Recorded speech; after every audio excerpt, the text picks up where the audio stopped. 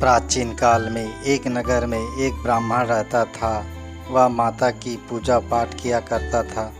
रोज़ वह पूजा पाठ किया करता था। उसका एक सुंदर पुत्री थी और गुणवान थी, मति नाम थी। जब वह ब्राह्मण दुर्गा माता की पूजा किया करती थी, उसकी कन्या साथ में बैठकर पूजा किया करती थी। एक दिन मति अपनी सहेली के साथ होने के कारण पूजा में शामिल नहीं हो सकी। ब्राह्मण को अपनी पुत्री पर क्रोध आया कि आज तुमने पूजा में नहीं आया, मैं तुम्हारे शादी एक ऐसे रोगी व्यक्ति से करूँगा कि वह तुम्हारे ख्याल भी नहीं रख सकेगा। पिताजी, मैं आपकी कन्या हूँ, आप चाहे जिसे मेरी शादी करवा दीजिए, होगा तो वही जो माँ के आशीर्वाद से होगा। यह सुनकर ब्राह्मण को क्रोध आ गया और उसकी शादी एक रोगी से कर दी। मति अपने भाग्य माता रानी के भरोसे छोड़ दी और जंगल की ओर चल दिया। जंगल में ही रात गुजारी। माँ प्रकट होकर बोली, मैं तुमसे प्रसन्न हूँ, तुम जो चाहे मुझसे मांग सकती हो। मति कुछ समझ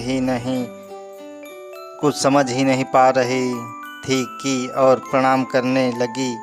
माँ, आप कौन है और मैं ऐसा क्या पुण्य किया हूँ कि आपकी दर्शन हो रही है।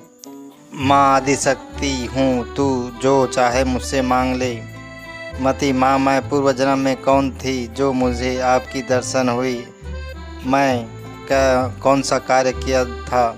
आदिशक्ति माँ बोली, तो सुनो, तुम पूर्व जन्म में एक जंगल वासी भील की पत्नी थी। एक ही तुम्हारे पति में चोरी कर ली और सजा की हकदार हुई। राजा की सिपाही तुम्हें पकड़कर ले गया, जेल में बंद कर दिया। उस समय तुम वहाँ पूरे 9 दिन तक रहे और नवरात्रि में तुम कुछ खाए पिए बिना ही मेरा नाम लिया करती थी। इस कारणवश नवरात्रि का दिन चल रहा था तो तुम्हारा व्रत भी हो गया।